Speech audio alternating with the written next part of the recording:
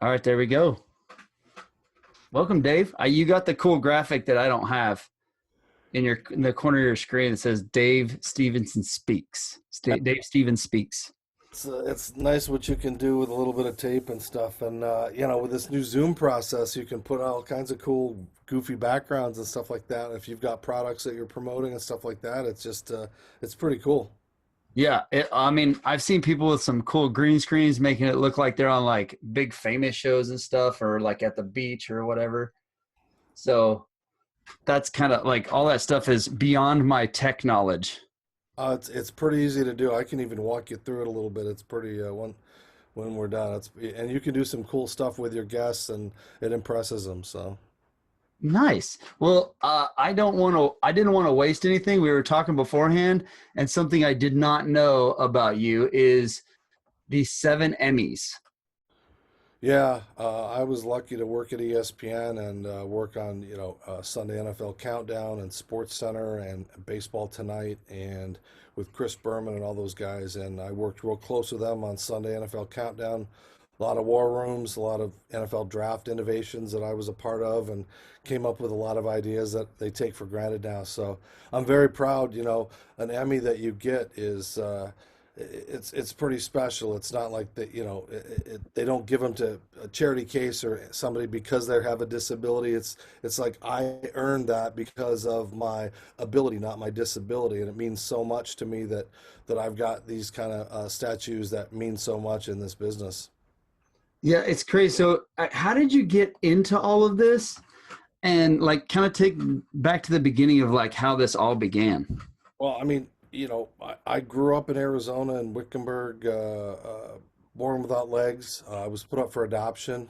My family was really poor, and I decided that I wasn't going to sit around and feel sorry for myself. So I started playing sports. And as I started playing sports and getting successes, there were TV shows that would come do stories. I was on some ABC show called That's Incredible back in the day, and it helped, ignite my career, which led to a TV job in Minnesota and a scholarship to go to Augsburg College where I played college football.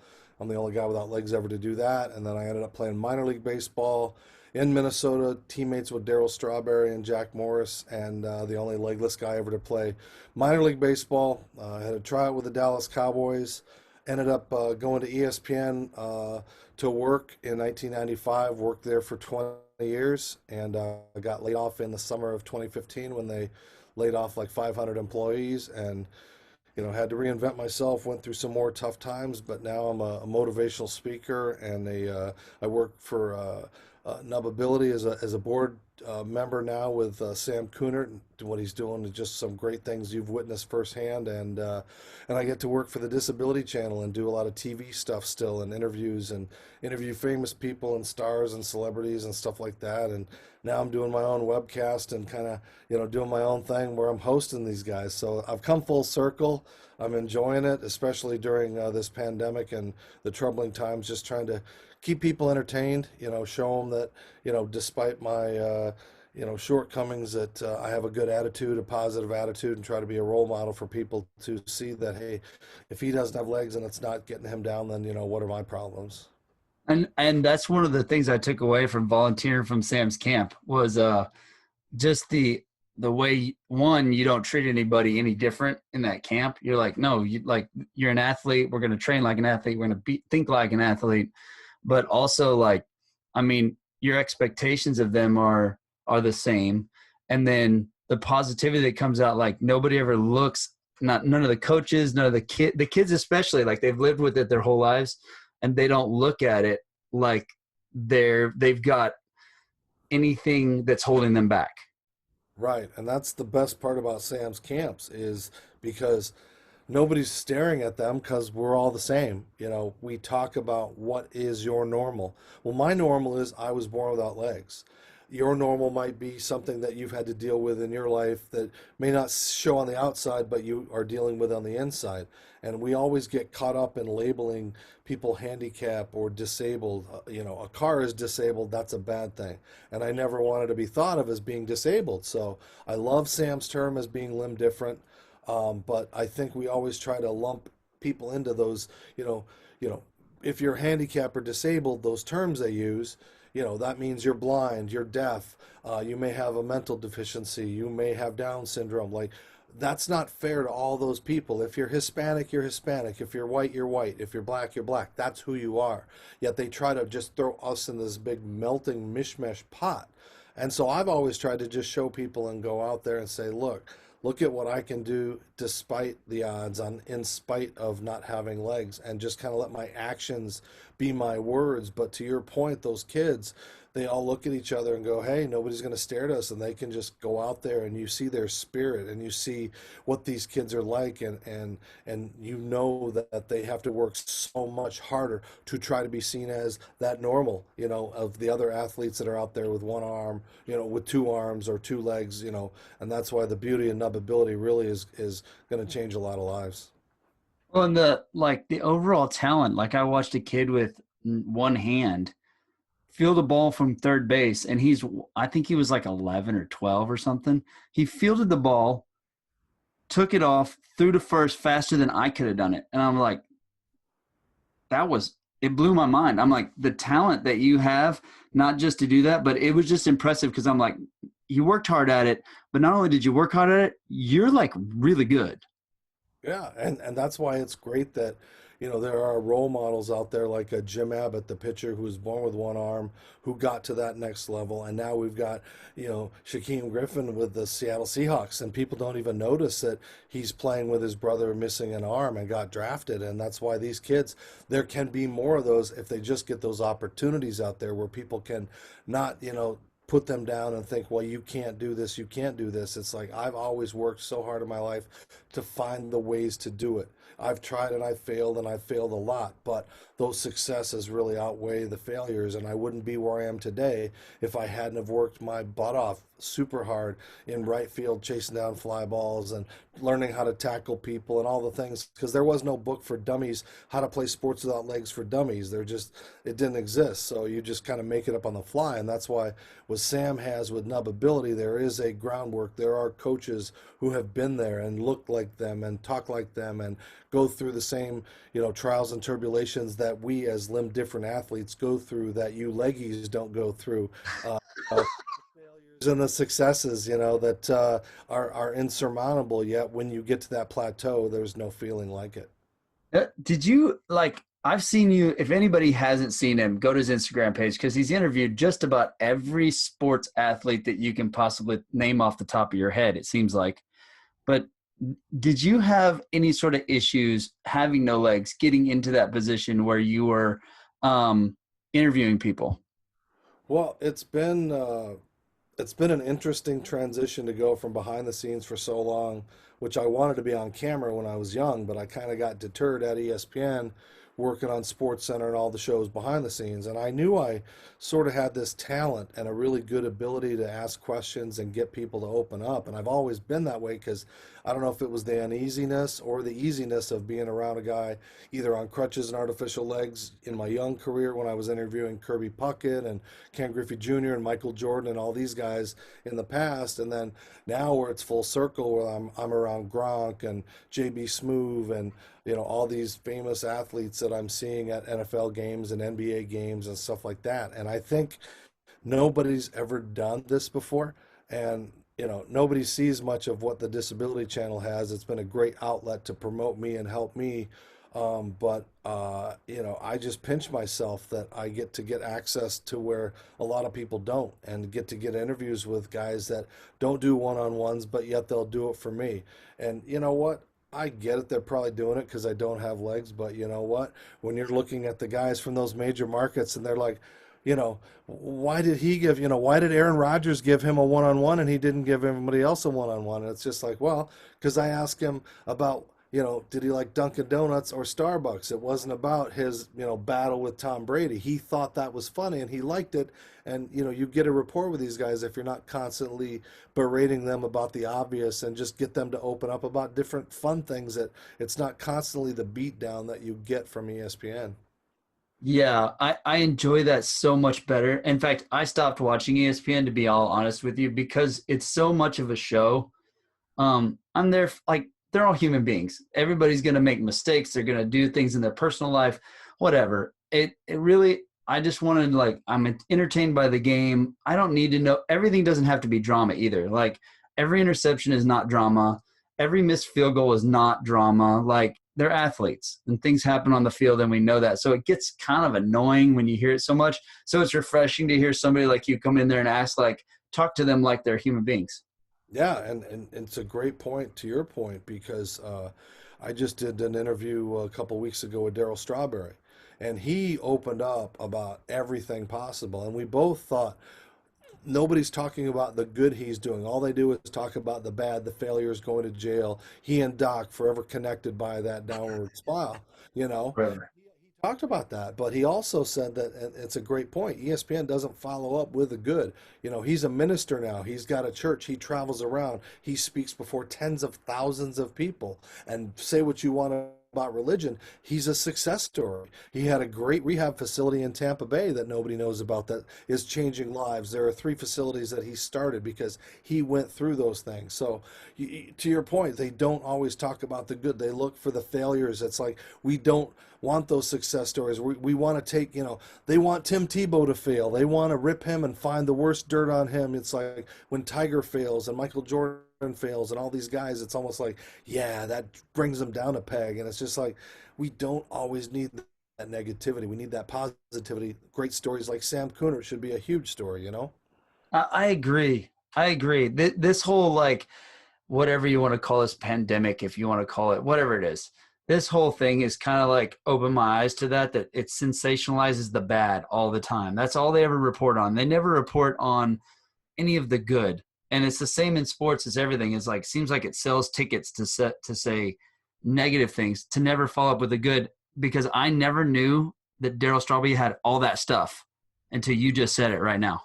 That's the problem, and it's also a reflection of our society because I'm constantly putting content out there as somebody who's supposed to be an influencer and a motivational speaker. I've got to put good. I try to put out funny, and I put out content either daily or every other day of something that's unique or a struggle or something that I've overcome or an interview or something like that. And you post it and you get like 200 or 300 likes, and then somebody will make a comment about the president or show a video of something that's, and it's millions and millions and it's shared, and it's just like, man, what am I doing wrong if I'm thinking, hey, people might want to watch a guy without legs, how he lifts water in and out of a car and works in his daily life, but no, they'd rather see a guy get hit in the nuts with a baseball or something crazy on YouTube. That's just the society we live in now. That's so very true. And your videos are awesome. Like, I really, and to tell you the truth, I really enjoyed the one where you showed how you, like, what it's like going down. I think you were at whatever the football stadiums in Philadelphia is called. Yeah. And you went down the steps and you showed, like, putting the trash bag on and then what it's like trying to get over, like, to get people's attention over the railing. Like, the whole process for you is like how you make it happen, which is impressive and it's inspiring. It's an uplifting video to be like, oh, man, if this guy's doing this, I can definitely do this, man. Like, I can make it happen. And to your point, like, how that doesn't get more attention, I have no idea. It's funny, you see the reactions of, here's this dude on the field sitting there with no legs on the ground, and you just don't see that. And if I'm dressed nice and, I'm wearing my untuck it clothes or whatever, it's one of those things where people then video that and they send it out. And I see clips and drips and drabs, and, I thought it would be a much bigger deal. And, but I also like the anonymity where I can still, get up to these guys and talk to them, although we don't know going forward what our access ever will be to locker rooms and players and things going forward. So if my run is over, it's been a great run.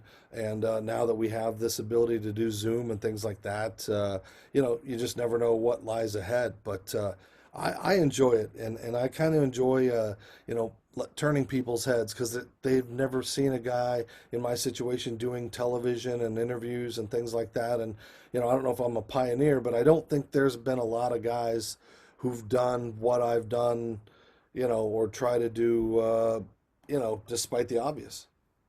Yeah. And I mean, it's, despite the obvious is very good, but I don't think that you're going to have an issue I think this could open up more doors, is what I'm trying to say. My brain was working a little faster than what I was trying to talk right there. Like you said so many things, and I was like, oh, that's good point, good point, good point.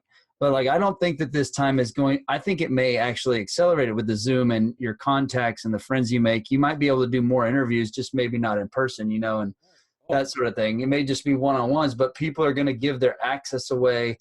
I don't want to say more freely to the people that they trust. and that's a great point because they know, you know, yeah, some of my questions are softballs, but if they start to build that trust, my style is a lot like Howard Stern, as silly as you might think that is, because Howard is not the same Howard of the, penis jokes and booby jokes and all those things, although there's still some. He's evolved, and it's just a point that we do all evolve. And these interviews that he does, he brings out things in people that Lady Gaga, I never had heard of much that I wanted to hear. And I heard an interview and I fell in love with who she was as a person.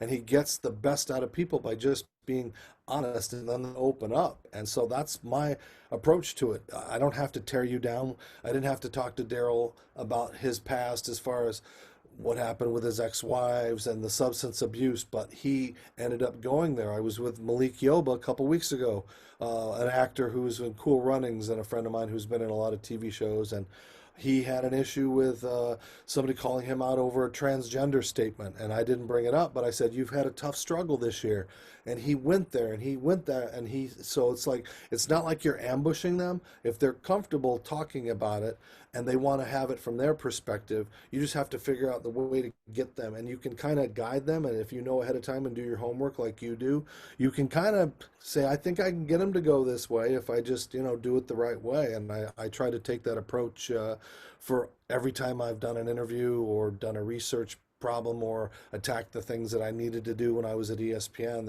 There's good approaches, a classy way that builds you a reputation. So now I've been away from ESPN for 5 years, but I still have contacts where I can walk into any NFL, MLB, NFL, all these stadiums, Super Bowls. I still get credentials and accredited because I have that respect as a journalist, and I know that I'm not going to abuse that.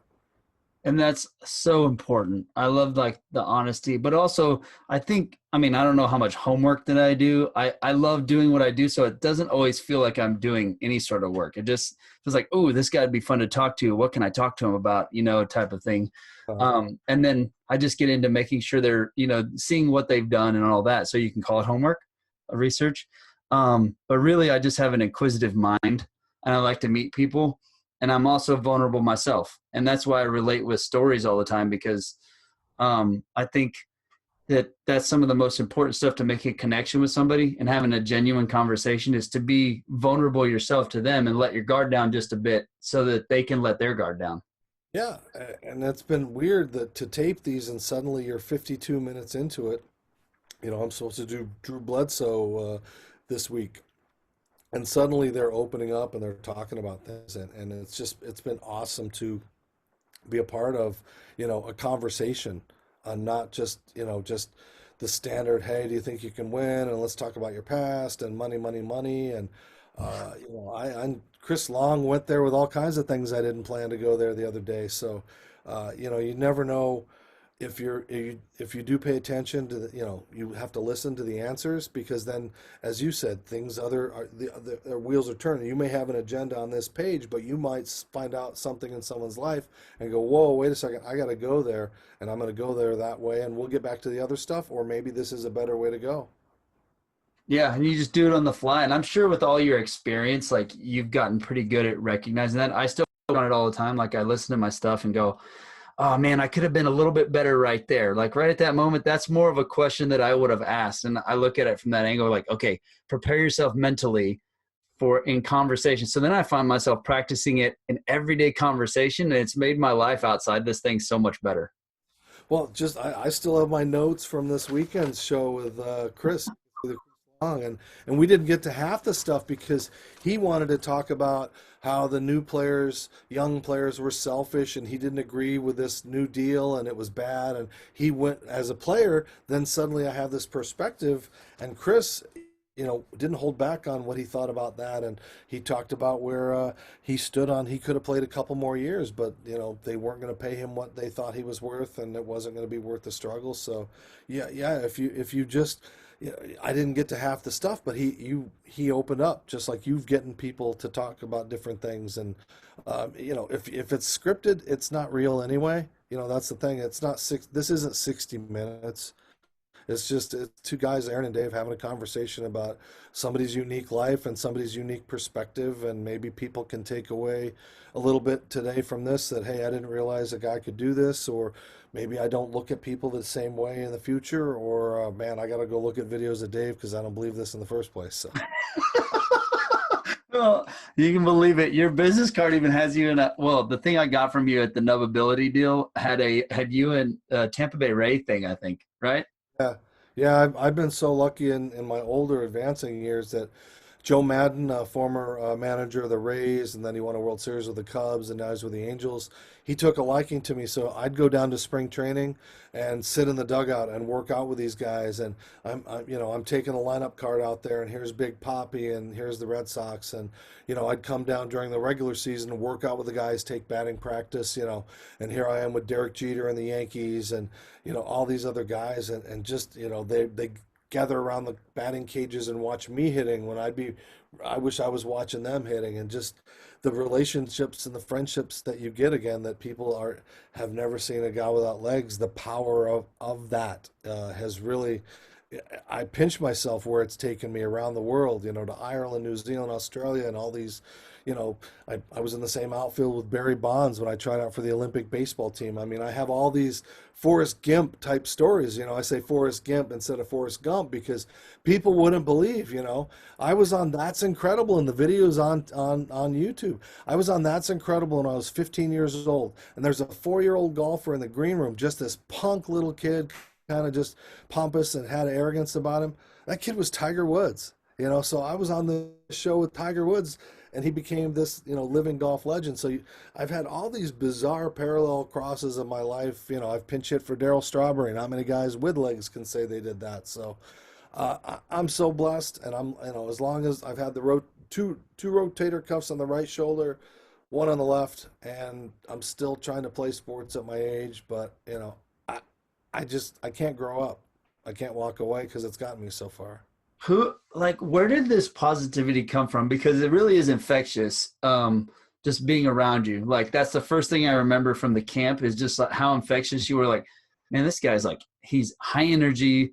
He's so positive. He's energetic. Like, and then you watch your YouTube channel, your Instagram, you follow you. You're like, man, this guy's so positive and trying to get such a good message out there. And like, you were adopted first, like, Hmm. that's traumatic for some people.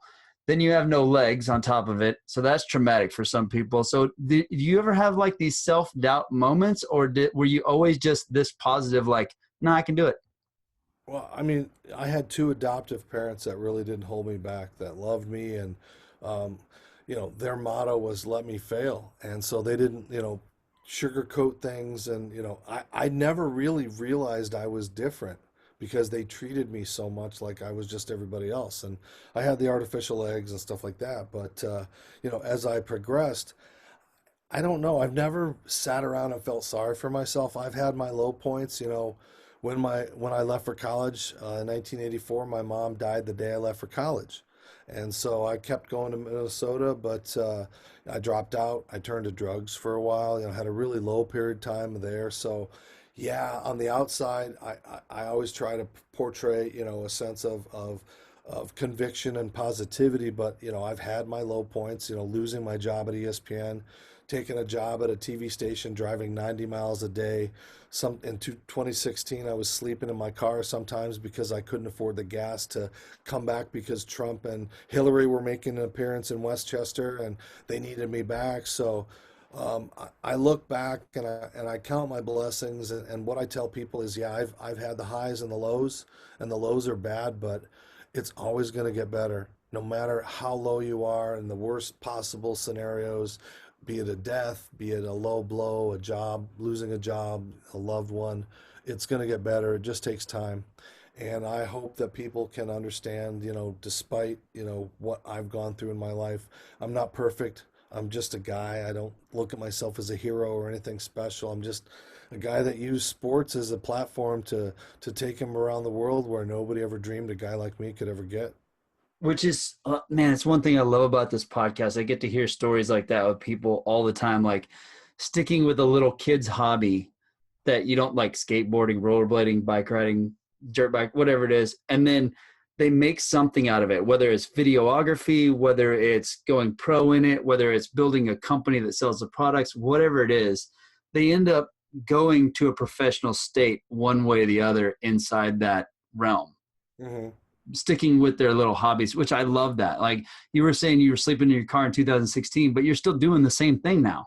Yeah, yeah. I mean, it's a passion, and I love it. And if it's over soon, we can do stuff like this. So I don't have to quit doing what I'm doing. I've got great contacts, and I get to meet great people like you, Aaron. And it's just it's a different world, and we will probably do things differently. And as I continue to build a reputation, and like you said, of being fair to people, this could turn it, who knows what could this could turn into. And if not, man, I've had a great ride.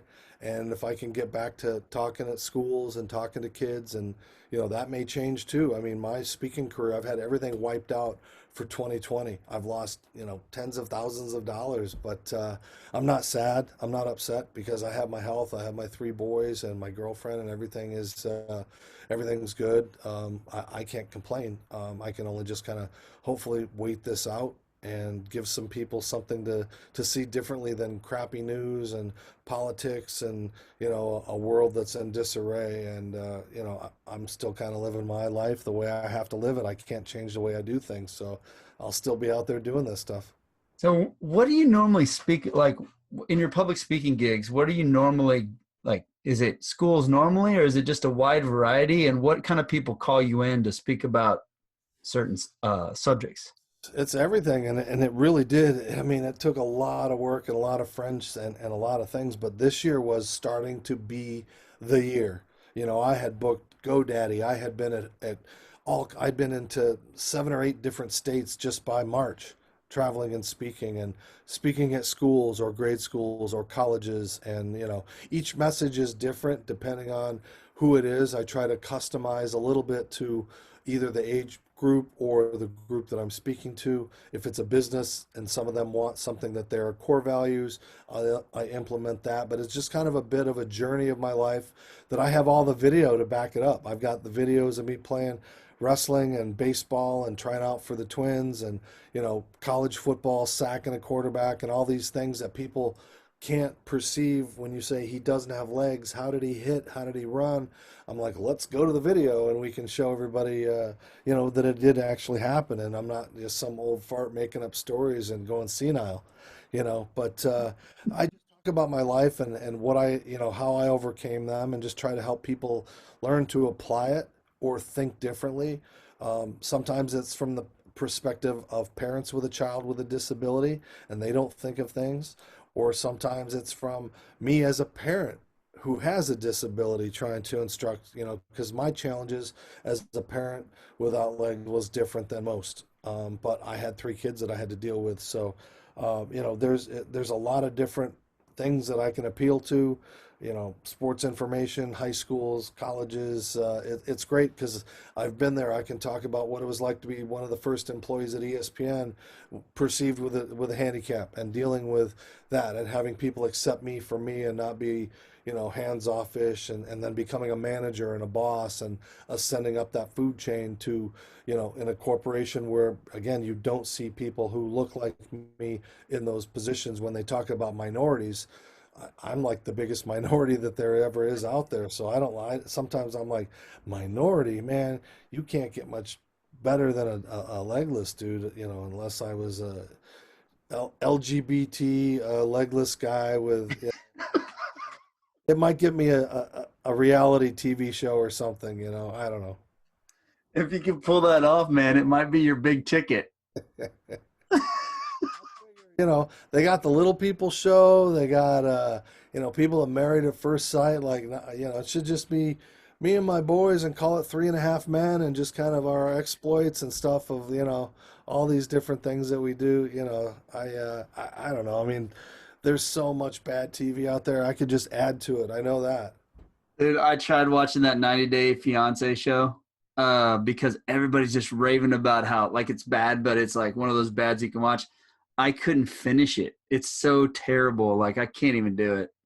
I could name you names, and it's such a guilty pleasure. At some point, I'm just wow, you look at them and you feel better about yourself, you know.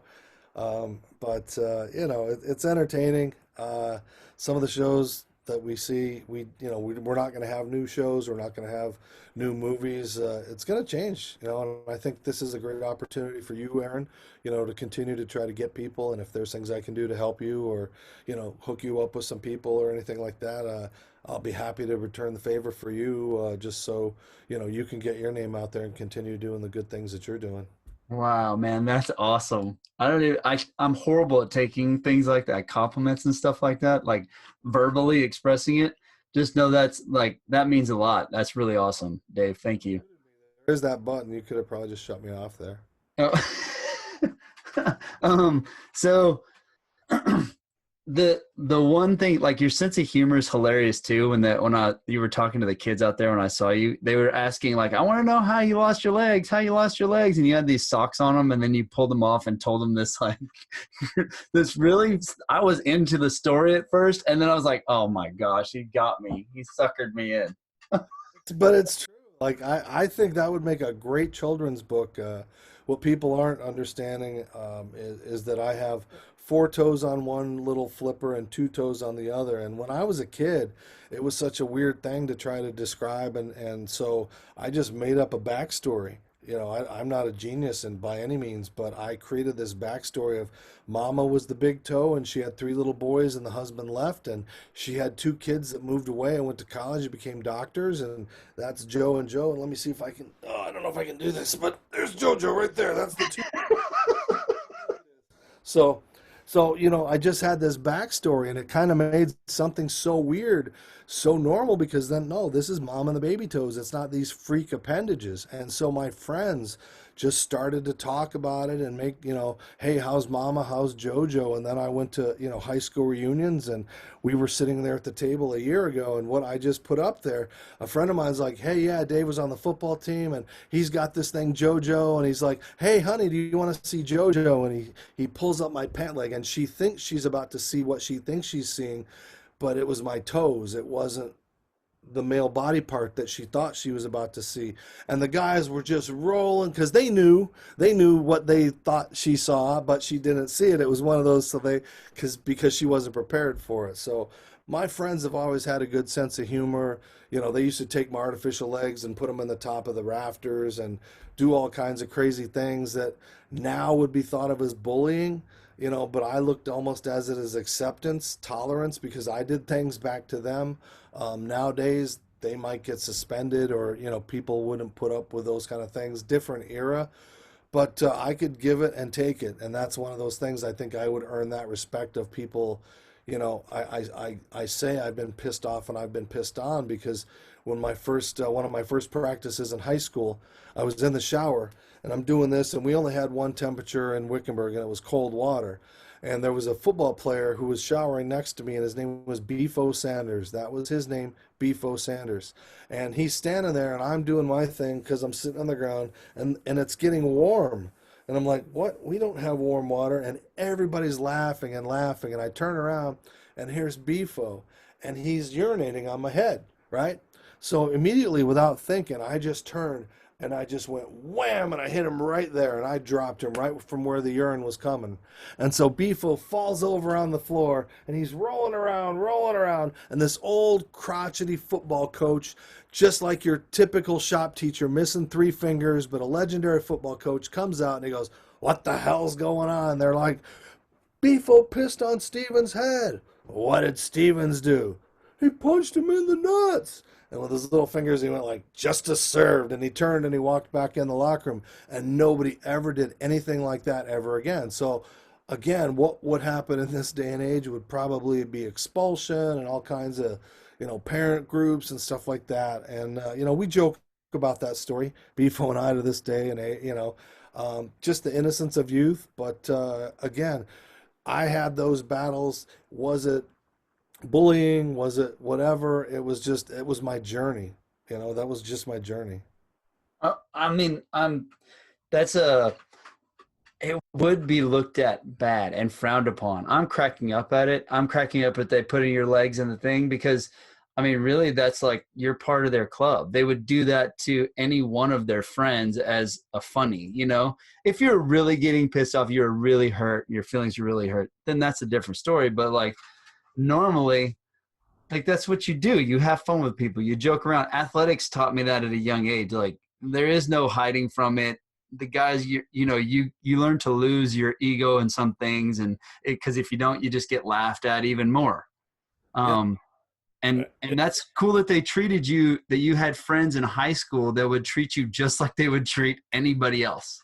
Yeah, and that's the thing. It was one of those things where you didn't have the elephant in the room after a while, and so the town became very protective of me, and fans and stuff, buses would go to come see me. Like it was just like this, almost like this traveling freak show in a way, because word got out that we didn't have the internet in those days, but word got out of this legendary guy, a high school football player with no legs, or a wrestler. Like I'd be at a tournament, and I don't know if you've been to a wrestling tournament with the six mats going on out there. They would stop the other five matches so everybody could watch me if I was in the championship. So not only the pressure of a match, but they stop it because everybody wants to see the legless guy. And so it's like if you lose, oh, the poor guy, he shouldn't have won anyway. But if you win, and that's why I really always really felt that pressure, but I loved being in the spotlight. Like I tried to turn that around to my advantage, knowing all eyes are on me. So let me give them a show. If they're gonna stare, let me give them a hell of a show. Well, that's like a perfect segue into what we were talking about. That I really like wanted to bring you on the show because one of the most impactful like speeches that I've heard, and you were just talking with the kids there at the camp, but it was that same thing that all eyes are on you, so you have to be better. Like they're going to be looking at your disability, they're going to stare, like the old lady's going to walk by and she's going to follow you backwards like that. It was something to that nature, but the meaning of it is what stuck with me, and that is you've got to be better. You have to be better, and you can be better. Like the possibilities are all there. And so I just wanted to like pick your brain on that speech right there that you give those kids. Well, I mean, I wouldn't be where I am today if it wasn't for that, because trying to be an athlete and not have legs, I'm already well behind what anybody should do with, two legs. So to get to that level where I could hit a ball and throw a ball and shoot a basketball and play hockey, it developed on a junior high school field playing flag football where not a lot of eyes on, but I could develop. And as it became that, I wasn't picked last. And that meant so much more, not to be the last, the last plump kid that nobody wanted to pick, or the kid that was dirty or picking his nose or whatever. I started moving up, and then it became good enough to become that captain where you picked your own teams. But for these kids that are trying to play the able-bodied sports, yes, it's so much more pressure, because parents and coaches, the parents will be like, why are you spending more time with this child that is not going to beat out my son, because my son has two arms and two legs? And so they've got that pressure that I had, where parents were saying, how can he beat my son out in right field? He's got no legs. You can't tell me my son's not better than a guy without legs. So it's like they're going to deal with those kind of things, all eyes being on them. So if they did drop an infield ball, oh, well, he only had one hand, or he's playing on a limb. These kids, they can't let that bother them. They have to have that Teflon, that tough outside shell, knowing people are going to poke fun of them. They're going to make fun of their appearance. If they have those successes, then they're really going to get picked on. It's just like anybody in baseball. They get good, the fans will then pick on them. So if teams start to notice that, hey, this kid, he has one arm, but he's a heck of a pitcher, they're going to start saying stuff that, kids shouldn't say or whatever. You've got to be prepared for those kind of things. And for these kids that Sam has that nub ability, they're used to be stared at in their day-to-day lives, and now they've got to deal with teammates staring at them, and teammates being apprehensive. I shouldn't hit him, or should I not throw to him, or should, and it's just like, We just want to be as equal as possible. We just want to be athletes. At that camp, I taught a kid with one leg how to kick a field goal. It was one of the most motivating moments of my entire life to see that. Like, they're like, well, how could you how could you teach a kid with one leg to kick a 25-yard field goal? And he was being coached by a guy with no legs. So like that moment right there just transcends what everybody thinks a kicker should be, and a coach what a coach should be. You know, it's like those little beautiful moments that can happen. There could be a one-legged kicker out there. You never know down the road. That kid, he got bit. He felt that. It's like a golfer. If you get that air and you get that one good shot, then 17 crappy holes of golf is worth it when you get that one good shot. So these kids, they've already got their, lives kind of a little bit, pegged down from everybody else, and they're trying to get to be equal. So yes, they have to work harder, they have to take more, they have to be stronger mentally, emotionally, intellectually, all those things that parents don't want to deal with too, because you don't want your kids stared at. I don't like the term Special Olympics. I think it's a bad term to use for what those athletes are. They are heroes. They should be called the hero athletes. It shouldn't. I don't want my kid to be special. I want my kid to be an athlete, and I want those athletes that have limb differences to be thought of as just athletes. And I mean, first off, I was there. He kicked the field goal. I think you were almost like, I'll give anybody $5 or something like that. And then he nails this field goal, and I look over and I'm like, I'm blown away, because if anybody's ever tried to kick a field goal, first off, it's hard. I don't care how many legs or arms you have. It's difficult. And a 20-yard field goal with one leg is incredible. Like, it was really, and I think he did it twice, if I remember right. It's one of my career highlights. It really is, because again, I worked with him, and I think I had two or three other kids. I did offer him $5 to make it, and so two of the kids got it, and then he worked and worked, and we finally got that last one, and it was one of the most amazing moments of my life. To this day, I see that video and it chokes me up, because that's what the human body can do. That's what we can do if just given the chance. You find coaches like me and Sam and all the guys, and it just gives these kids opportunities that we didn't have 5, 10, 20, 30 years ago, 40 years ago when I played, those kind of things, that we can get that next Shaquem Griffin, the next Jim Abbott, Pete Gray, Sam Coonert, all those guys that people don't really know about. Well, it's like, that's what impacted me about your speech. It's here. I'm looking at, like, you're talking to me, and I'm like, the better you get in anything that you do, the more eyes that are on you, the more they're focusing on all of your mistakes, more than your, like we were talking about earlier, more your mistakes than your successes. And so it's so important to be better. And you wonder, like, why is everybody trashing on me? I'm just a human. Yeah, but you're expected to be better because you are better. Like, that's what you've proven, and they're expecting more out of you. So you've got to come at it from that angle. It just changed, it like flipped my perspective on everything that I do. And I look at it like, I need to be better, because I should be on me, because I should be better. Yeah, and I've had the coaches when I go around to these minor league baseball teams and work out with some of the major leaguers are down rehabbing, and guys in Double A and Triple A, and they all come around and they're all mesmerized by what I'm doing, and I'm just like, look, guys, I'm 53, 54 years old. This is the passion that I still have with rotator cuffs and elbows and all, that I'm still out here. Do you realize the gift you have?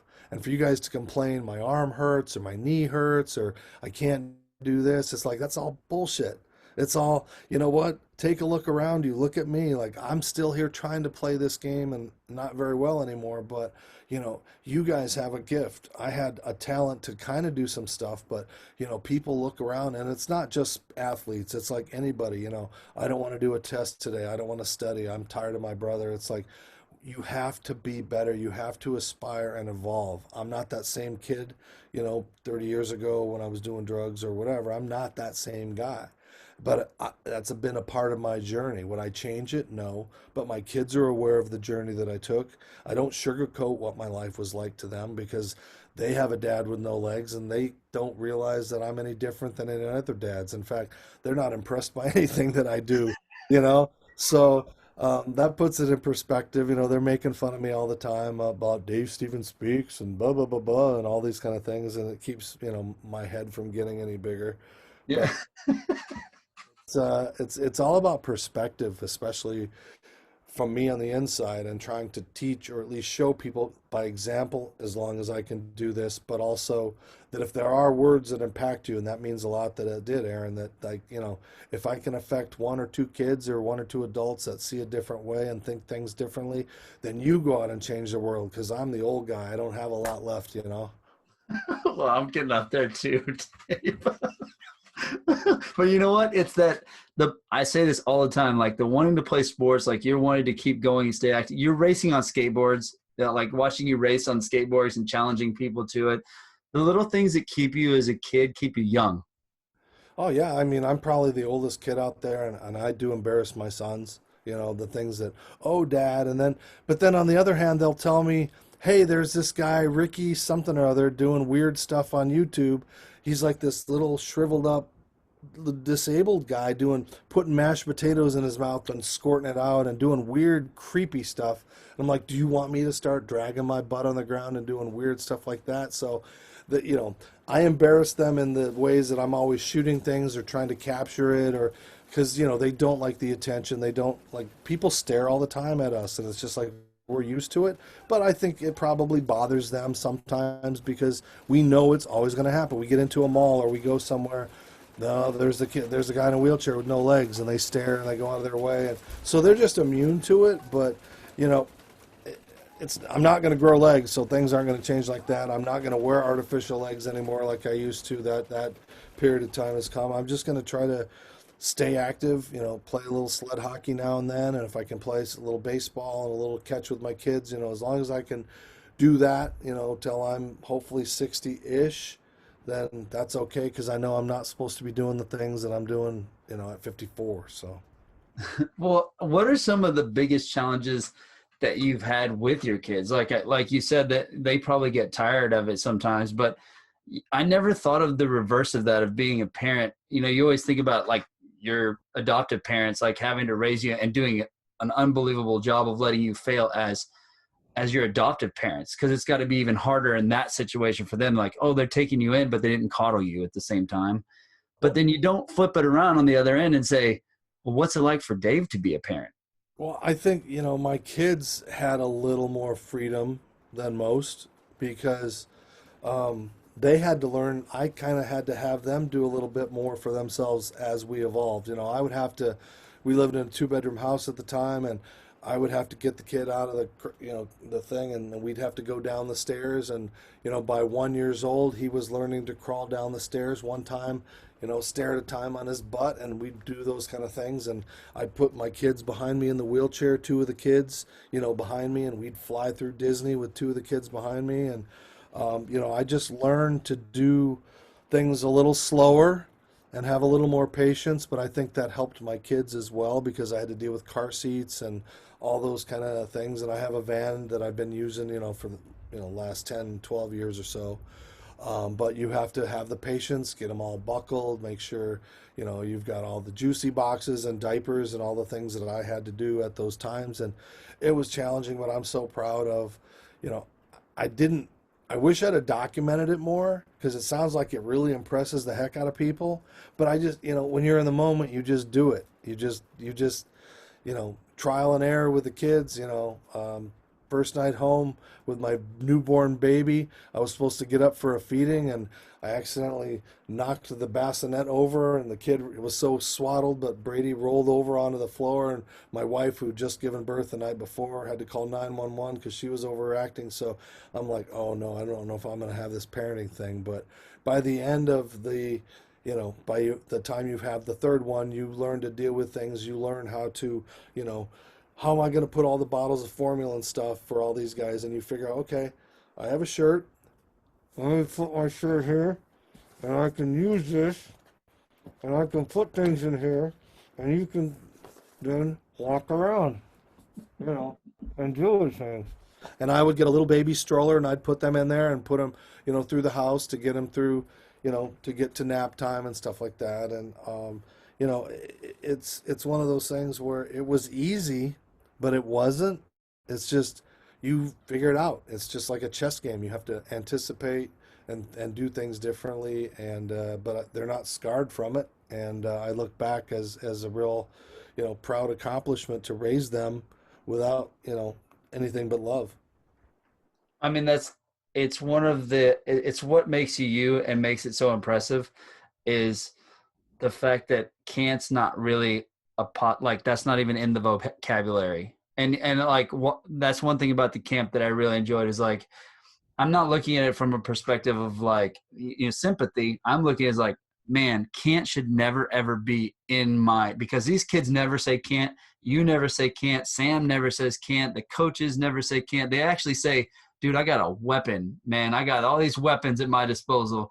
And I'm like, man, that's so true in everything. Like just looking at the negative in what I do or what anybody does, to like looking at the negative in themselves is just not the way to go. Looking at the positive, what the positive outcome could be or what you can do. And that's what impresses me. So I appreciate you coming on. Let's go ahead and give a shout out to everything where they can find all your stuff. I'll put it in the show notes, all your website and everything that you want, but let everybody know where they can find you and find your awesome videos. Well, speaking of weapons, these two guns, but they can find me at davestevensspeaks.com, on YouTube, Instagram, LinkedIn, Facebook, Dave Stevens Speaks. You can Google Dave Stevens Speaks and see all those videos from high school and college and some of these interviews and stuff. And, just some videos to hopefully inspire you and show that, I'm not the only one out there. There are much bigger stories of accomplishment and people that have done far more. I might just be the best sports story you've never heard. That's all, so that's about it. Just I thank you for having me here and giving me a platform to kind of hopefully open up some people's eyes and give a different perspective. I hope so too, man. More people need to go to your page for sure. Well, thank you very much, Aaron. I appreciate it.